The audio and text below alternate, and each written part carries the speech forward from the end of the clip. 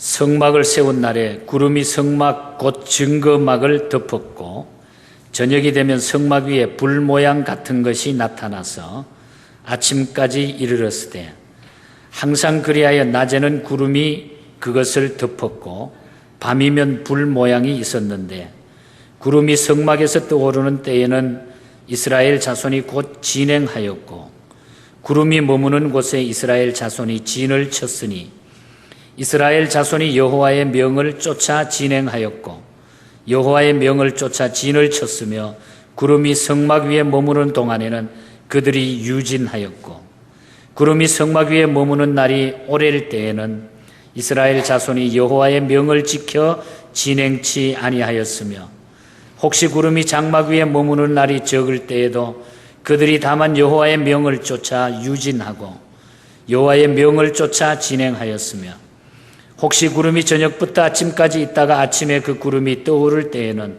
그들이 진행하였고 구름이 밤낮 있다가 떠오르면 곧 진행하였으며 이틀이든지 한 달이든지 1년이든지 구름이 성막 위에 머물러 있을 동안에는 이스라엘 자손이 유진하고 진행치 아니하다가 떠오르면 진행하였으니 곧 그들이 여호와의 명을 쫓아 진을 치며 여호와의 명을 쫓아 진행하고 또 모세로 전하신 여호와의 명을 따라 여호와의 직임을 지켰더라.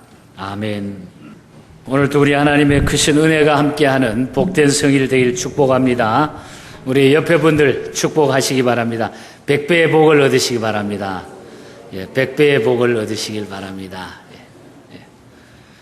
몇 가정들이 오늘 출타했습니다마는 또 모인 우리 모두에게 우리 9월 첫 주일에 주시는 복이 꼭 함께하기를 바랍니다. 금년에 우리가 100배의 복을 얻기 위해서 오늘 또 거기에 부합하는 말씀으로 은혜를 나누기를 원합니다.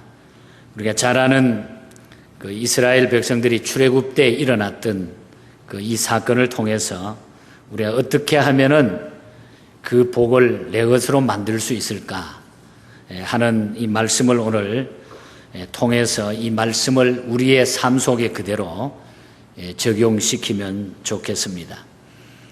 우리 인간을 그 호모 사피엔스라 이렇게 말을 합니다. 그것은 생각하는 존재라 하는 그런 뜻을 가지고 있습니다. 사고 능력이라고 하는 것은 인간만이 지닌 특성입니다. 하나님께서 생각하는 존재로 우리 사람을 만드셨다고 하는 얘기입니다. 그리고 두 번째로는 우리 인간을 호모 파베르라 이렇게 부르기도 합니다. 그 뜻은 도구를 만드는 존재라 하는 말입니다.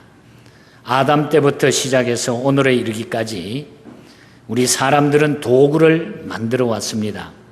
원시적인 일용품을 만들고 혹은 돌이나 나무나 철로 무기를 만들기도 했고 인간의 두뇌는 이제는 컴퓨터와 혹은 핵무기와 레이저 강선, 우주선 혹은 유전공학까지 만들게 되는 엄청난 이런 지혜를 또 지식을 갖게 되었습니다. 그래서 도구를 만드는 존재로 우리 인간을 만드셨다. 또 세 번째로는 호모 루덴스라 우리 인간을 그렇게 부릅니다.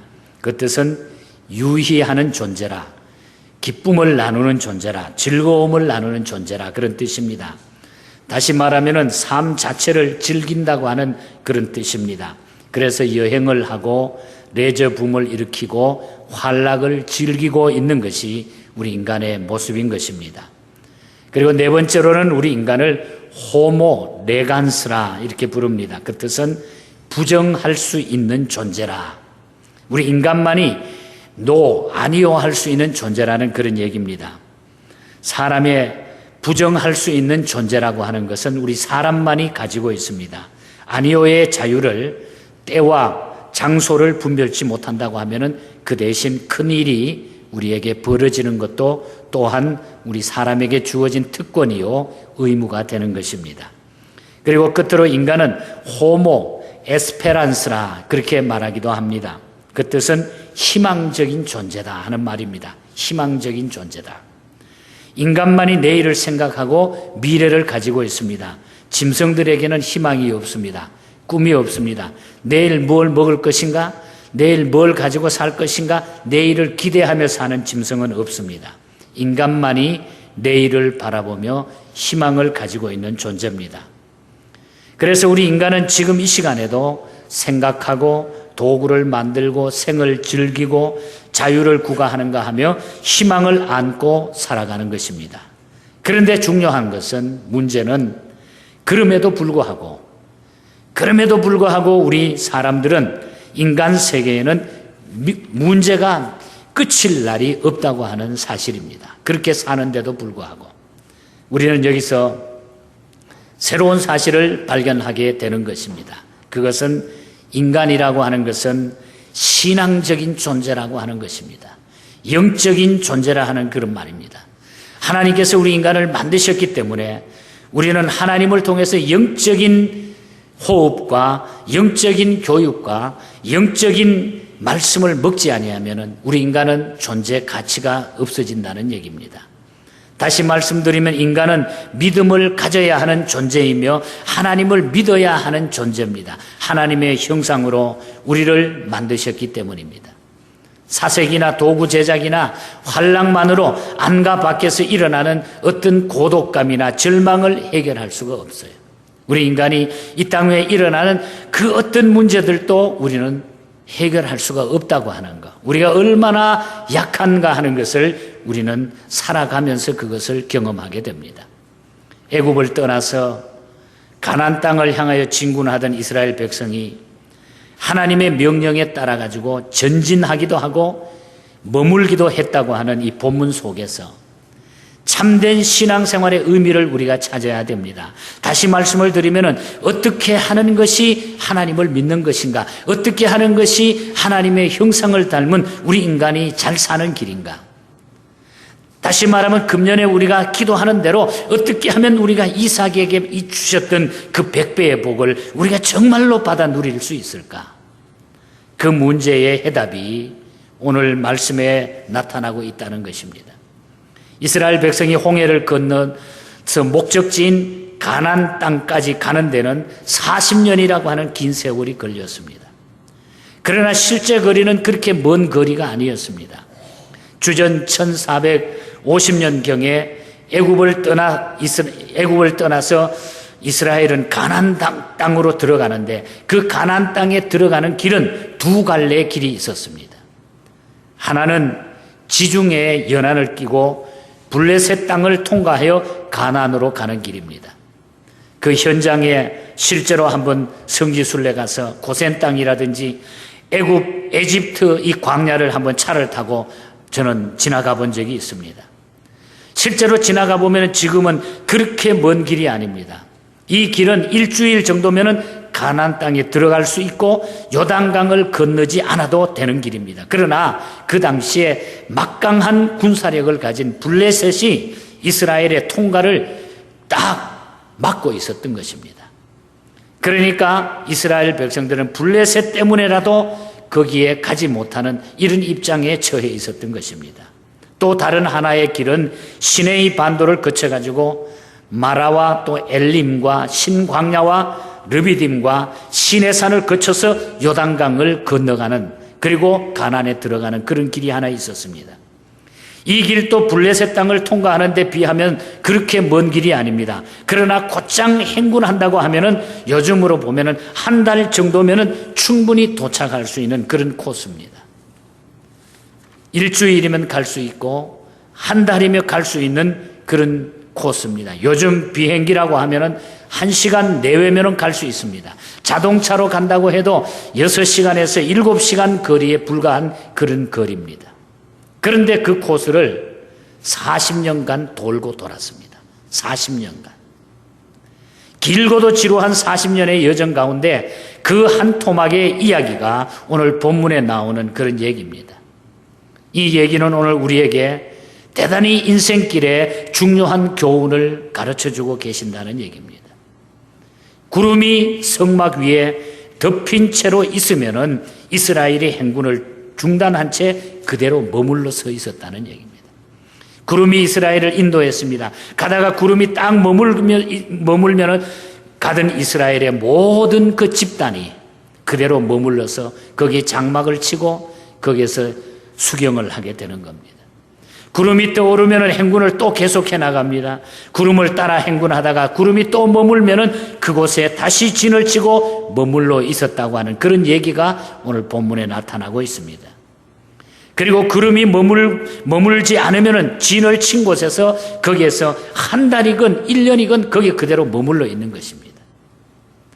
좀 더 본문을 자세히 살피면서 우리에게 직접적으로 주시는 교훈이 무엇인지를 살피겠습니다.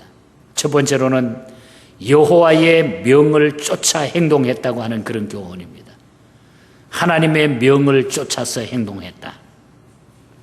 오늘 본문 15절에서 23절 사이를 보면은 여호와의 말씀을 쫓아라고 하는 말이 무려 8번이나 나옵니다. 18절에 2번, 19절에 1번, 20절에 2번, 23절에 3번이나 반복이 됩니다. 여호와의 명을 쫓았다. 여기서 명령이라고 하는 말은 하나님의 말씀을 가르치고 있습니다. 그러니까 이스라엘은 하나님의 말씀을 따라서 행동했다, 그런 얘기입니다. 행진도 머무르는 것도 진을 치는 것도 전쟁을 하는 것도 하나님의 명령을 따라서 했습니다. 요한복음 15장 14절에 보면은 예수님은 이런 이야기를 했습니다.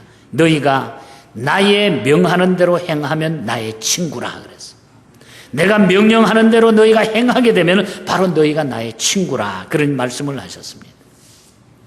군대 기율 가운데 가장 중요한 것은 명령입니다. 명령체계입니다. 그 명령에 복종하는 일입니다. 명령 계통이 무너지게 되면 군대는 있으나 마나한 군대가 됩니다. 떠나고 싶어도 명령이 없으면 군대는 못 떠납니다. 앉아 있고 싶어도 명령이 내리면 힘들어도 떠나야 되는 것입니다.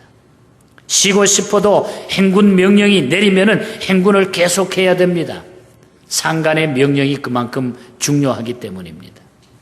하나님의 군대도 마찬가지입니다. 우리는 언제나 하나님의 말씀에 귀를 기울여야 되는 것입니다. 그 말씀을 잘 들어야 합니다. 말씀을 제대로 듣지 않기 때문에 우리가 딴소리를 하게 되고 실망하게 되고 실패하게 되고 넘어지게 되는 것입니다. 성경에 보면은 귀 있는 자들은 성령이 교회들에게 하시는 말씀을 들을지어다.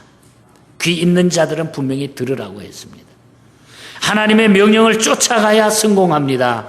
우리가 금년에 100배의 복은 하나님의 명령을 쫓아갈 때에 하나님이 준비해놓고 우리를 기다리시는 것입니다. 귀 있는 자들은 성령이 교회들에게 하시는 말씀을 들을지어다. 이것이 이스라엘 백성들이 첫 번째로 행했던 그들의 신앙관이었습니다. 명령을 쫓아 진행했다. 오늘도 우리가 인생길을 주님의 명령 따라, 말씀 따라 따라가면요, 절대로 잘못되지 않아요. 우리 하나님이 책임져 주시고 은혜를 베풀어 주실 줄 믿습니다, 여러분. 이 믿음으로 승리할 수 있기를 축복합니다, 여러분. 두 번째로는 구름이 떠나면 진행했다고 하는 교훈입니다. 구름이 떠나면 이제 따라가는 거, 움직이는 겁니다. 17절에 보면 구름이 성막에서 떠오르는 때에는 이스라엘 자손이 곧 진행하였고, 또 18절에서도 보면은 여호와의 명을 쫓아서 진행했고, 20절 하반절에도 보면은 23절에서도 같은 말씀이 반복되는 것을 보게 됩니다. 진행이라고 하는 말은 희망과 기대를 의미하고 성공과 성취와 발전을 의미하는 것입니다. 진행한다고 하는 것은. 가나안 땅을 바라보면서 전진하는 것은 확실한 희망찬 일입니다. 기대에 부푼 일입니다. 이제 그 가나안에 들어가면 모든 고난도 끝나고 걱정도 끝나고 거기에는 먹을 거 입을 거 많은 것이 풍부한 땅이기 때문에 그들은 가나안 땅에 간다고 하는 사실은 기대에 부푼 희망적인 그런 삶입니다. 그러나 더 중요한 사실이 있습니다. 제 아무리 희망과 성공과 발전과 목적이 약속되고 선한 것이라고 해도 제 멋대로 전진하지 않았다고 하는 점이에요. 거기에 약속이 있고 거기 보이는 것이 있지만은 그러나 제 멋대로 전진하지 않았다는 점입니다. 구름이 떠오르면 떠났고 명령이 떨어지면 떠났습니다. 구름을 따라. 때로 100m 달리기 선수들이 다름질하는 모습을 우리가 봅니다. 아주 잘 뛰는 선수들은 10초 미만의 9초 얼마의 기록을 가지고 100m를 뜁니다. 그런데 이 선수들이 출발하는 선을 보면 엄청나게 이 선수들이 긴장을 하고 기다립니다. 각 자기의 위치에 서가지고 기다리고 있습니다. 그래서 총성을 기다립니다. 이 총성이 울리기 전에 만약에 조금 다른 사람보다 미리 출발을 하게 되면 실격이 됩니다. 다시 뒤로 돌아와야 됩니다. 그걸 2번 반복하게 되면 그 선수는 실격이 돼서 거기서 다시 출발을 하지 못하게 됩니다. 그 경기에 나오지를 못합니다.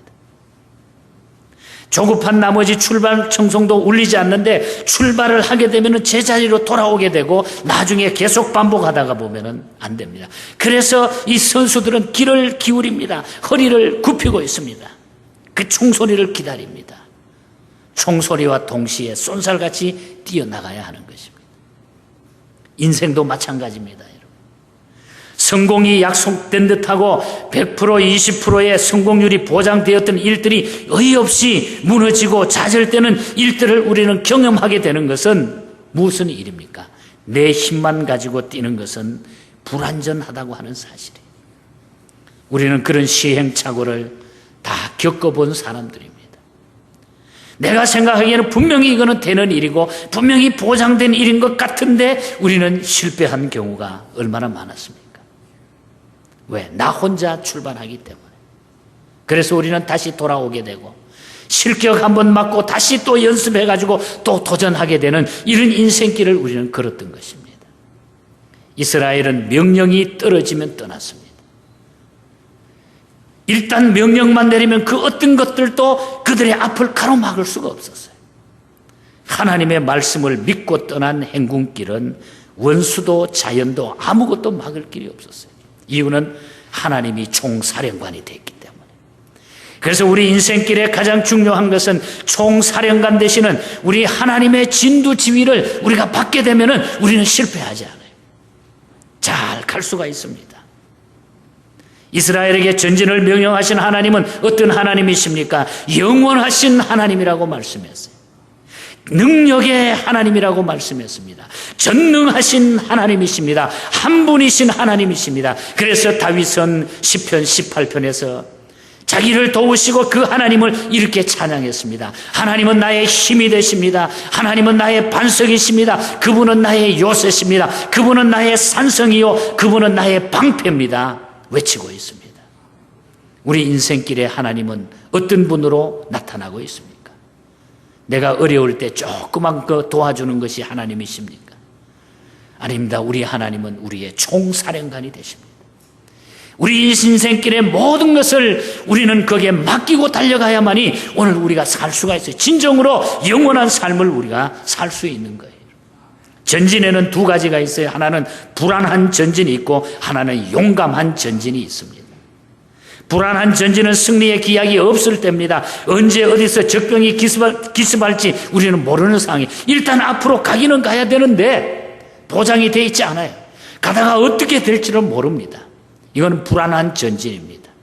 통과하기는 해야 되는데 어떻게 될지 몰라요. 그러다가 실패하고 거기에서 패하고 마는 이런 경우가 많이 있습니다. 이것은 불안한 전진입니다. 그러나 용감한 전진은 승리가 약속이 되고 보장된 것입니다. 그 전진이라고 하면 군가를 부르며 갈 수 있어요. 승리가 보장된 것. 오늘 우리의 전진은 어떤 전진입니까? 불안한 전진이 아니라는 얘기예요. 우리 인생길. 예수 믿는 하나님의 백성들은 불안한 전진이 아닙니다. 하나님이 함께 하시는 전진이라는 얘기예요. 하나님이 함께 하시는 전진. 승리가 약속되어 있고 보장된 전진입니다. 여러분. 그래서 노래를 부르며 나갈 수 있는 것입니다. 사랑하는 성도 여러분, 여러분은 삶 속에 이런 기쁨과 감격과 이 노래를 잃어버리셨습니까? 돈도 벌고 명예도 얻었고 자식들도 키웠고 모든 삶은 그저 그래도 괜찮았는데 지금 기쁨을 잃어버리고 살지는 않습니까? 별 의미 없이 여러분 인생을 걸어가고 있지는 않습니까? 그 이유는 자기 혼자 길을 걷고 있기 때문입니다. 혼자 걸으면 언제나 쓸쓸합니다. 혼자 가면 언제나 고독합니다. 영원한 동행자와 헤어져 있기 때문입니다. 하나님의 손을 잡으시기를 바랍니다. 하나님의 손을 잡게 되면 우리는 영원한 동행자가 우리 주님이 되시기 때문에 우리는 기쁨이 있고 감격이 있고 승리가 보장되는 줄 믿습니다. 여러분, 하나님과 손을 잡고 걸어가시기를 바랍니다. 밤이 깊고 찬바람이 불고 눈보라가 몰아쳐도 걱정할 것이 없어요. 주님의 손을 붙잡고 가게 되면, 하나님의 손을 붙잡고 가게 되면, 그래서 우리는 전진하는 하나님의 승리가 보장되어 있는 이런 삶을 우리는 살아가야 된다고 하는 것. 구름이 움직이면 움직였다고 하는 것. 하나님이 사령관이 돼서 하나님이 가자 떠나자 하면은 떠났다고 하는 것. 그 인생이 가장 복 있는 인생이에요. 하나님이 다 알아서 해주시기 때문에 여러분, 이런 기쁨과 이런 영원한 동행자 주님과 살아가는 저와 여러분이 되시기를 축복합니다. 여러분, 그래야 외롭지 않아요. 다 이길 수 있어요. 그 다음에 마지막으로는 세 번째로 구름이 머물면 머물렀다고 하는 그런 얘기입니다. 구름이 머무르면 그대로 머물러 있었어요. 18절 하반절에 보면 구름이 성막 위에 머무른 동안에는 그들이 유진하였고, 또 19절 말씀에도 보면 구름이 오래 머물 때에는 진행치 아니하였다. 그리고 22절에도 보면 구름이 성막 위에 머물러 있으면 한 달이든지 1년이든지 유진하고 진행하지 않았다. 구름이 그대로 있으면 그대로 있는 거예요. 결코 쉬운 일이 아니죠, 여러분. 그들은 목적지가 어디입니까? 가나안입니다. 지금 가나안 땅이 앞에 보이고 있어요. 빨리 저곳에 갔으면 좋겠다. 그렇게 좋은 땅이고 기름진 땅이고 너무너무 좋다고 하는데 빨리 좀 들어갔으면 좋겠다. 얼마나 기대하고 그렇게 갔겠습니까? 직선 코스면 일주일이면 가는 길이었고 돌아가도 한 달이면 갈 수 있는 길이었습니다. 40년이 걸렸다면 얼마나 지루한 그런 행진이었겠어요. 하루라도 빨리 행군해서 목적지에 가고 싶은 것이 그 모든 사람들의 심정이었을 것입니다. 그런데 무엇 때문에 구름이 떠오르지 않는다는 이유로 한 달이나 1년이나 혹은 그 이상의 시간을 지체하며 세월을 낭비해야 됩니까? 아마 성급한 사람들은 막 원망을 했을 거예요. 왜 빨리 안 가느냐고 떠들고 소리치고 대들기도 했을 것입니다. 하나님의 구름이 떠오르지 않는 한 이스라엘은 머물러야 했습니다. 하나님의 역사가 아니면 머물러 있어야 돼요. 이것이 우리 인생길이 가는 길입니다. 머무른다고 하는 것은 정체한다 혹은 기다린다, 인내를 의미하고 있는 것입니다. 앞으로 전진하는 것만이 최고는 아닙니다. 뒤로 물러서거나 머물러 있는 것은 어떤 데 보면은 힘을 축적하고 그 다음에 보다 더 큰 전진을 계기를 삼기 위해 가지고 어떤 데는 뒤로 물러서고 기다릴 때가 있다는 얘기예요. 우리가 타고 다니는 비행기를 보면은 하늘을 나르기 위해서 이 비행기는 오랜 시간 동안 이 준비를 해야 됩니다. 기름도 넣어야 되고 엔진에 힘을 가해야 됩니다. 그 시간이 없으면 비행기는 뜨지를 못합니다. 우리가 운동 가운데도 보면 높이 뛰기 하는 선수들 혹은 멀리 뛰는 넓이 뛰기를 하는 선수들 보면 그 자리에서 뛰지 않아요. 뒤로 물러서 가지고 저 멀리 가서 뒤로 물러섰다가 열심히 달려와 가지고 뛰어야 더 멀리 뛸 수 있습니다. 뒤로 물러서야 되는 거예요. 히브리서 12장 2절 말씀에 보면 이런 말이 나옵니다. 저는 그 앞에 있는 즐거움을 위하여 십자가를 참으사 부끄러움을 개의치 아니하시더니 하나님의 보좌 우편에 앉으셨느니라. 우리 예수님께서 우리에게 즐거움을 주시기 위하여, 오늘 우리에게 영원한 삶을 주시기 위하여, 오늘 우리에게 영원한 승리를 주시기 위해서 우리 예수님께서는 십자가를 참으셨어요. 부끄러움을 개의치 않으셨어요. 그래서 주님은 십자가를 지신 것입니다. 말없이. 그래서 하나님의 보좌 우편에 앉으셨다. 주님은 영광과 승리를 위해서 십자가도 참으셨다고 하는 그런 메시지. 우리에게도 기다리고 참고 머물러 서야 할 때가 있습니다, 여러분. 기다리다가 보면은 속도 상하고 참다가 보면은 몸져 눕기도 합니다. 왜 내가 이 짓을 하느냐, 이 억울한 일을 당하느냐. 몸살이 납니다. 물러서 있다가 보면 굴욕감을 느낄 때도 있어요. 인격적인 무시를 당할 때도 있어요. 견디다가 보면 별별 일을 우리는 다 당할 수 있습니다. 그러나 전진하려고 하면은 기다리고 참고 물러설 줄 알아야 되는 것입니다. 삶이라고 하는 것은 여러분 항상 전진만 있는 것도 아니고 그리고 항상 후퇴만 있는 것도 아닙니다. 항상 성공만 있는 것도 아니고 그렇다고 실패만 있는 것도 아닙니다. 전진도 있고 후퇴도 있고 성공도 있고 실패도 있고 행복도 있고 불행도 있는 것입니다. 어제도 우리 어떤 권사님 댁에 신방을 갔어요. 신방 가서 이제 권사님의 간증 쭉 살아온 인생길의 이야기를 들어보니까 세상에 별 경험을 다 하시는 어른이더라고요. 수술도 다 해보셨어요. 암 수술까지. 인생길이라고 하는 거 우리가 예수 믿는다고 해가지고 전부 우리에게는 슬픈 걱정 좋은 그렇다고 해서 좋은 일만 있는 것이 아니라는 얘기예요. 별별 일들이 우리 앞에 다 놓여 있어요. 기쁜 일도 있고 슬픈 일도 있고 평안한 일도 있고 불안한 일도 있습니다. 죽음도 있고 생명도 있어요. 그러나 문제는 누구와 함께 하느냐예요. 인생길. 자, 그 인생길을 누구하고 내가 가느냐 이 말이에요. 내 혼자 있으면 아무 의미가 없는 거예요.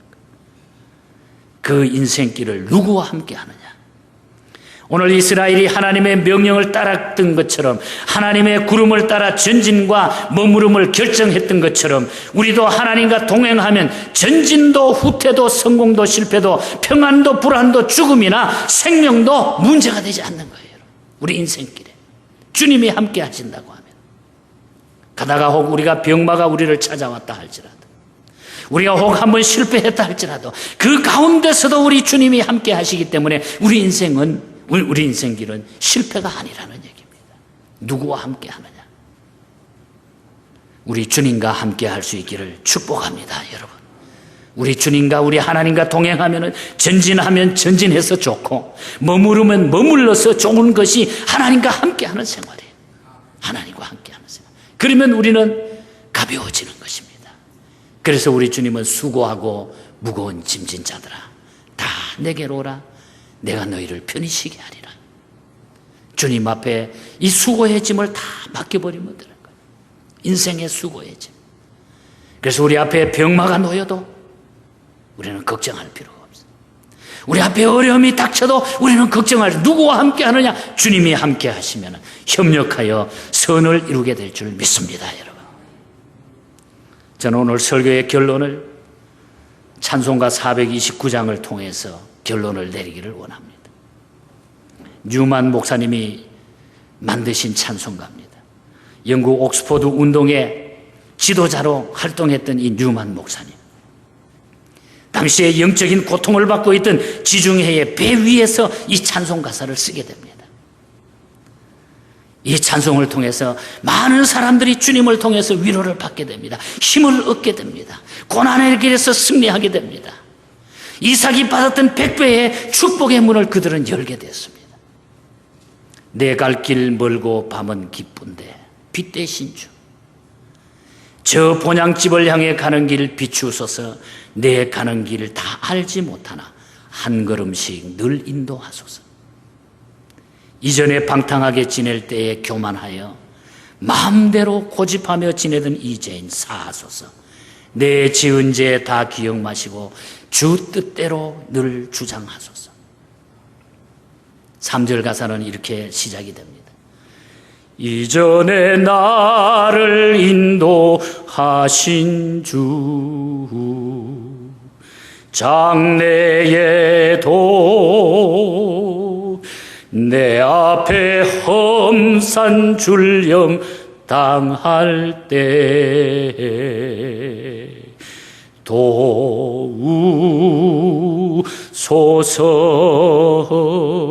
도우소서. 밤 지나고 저 밝은 아침에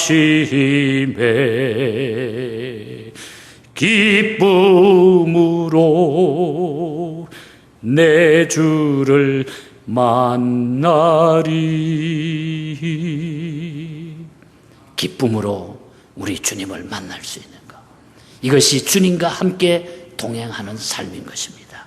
전진하는 삶과 머무르는 삶, 이것이 100배의 복을 금년에 우리가 누리는 삶이에요. 전진하면 전진해서 좋고 머물르면 머물러서 좋아요. 주님이 함께 하시기 때문에 이 믿음으로 여러분 승리하시고 인생과의 어려운 거 다 이겨나갈 수 있도록, 그 주님 때문에 지금까지 우리가 오지 않았습니까? 이 주님을 통하여 영원토록 영광 돌리며 승리하는 우리의 삶이 되기를 주님 이름으로 간절히 축복합니다.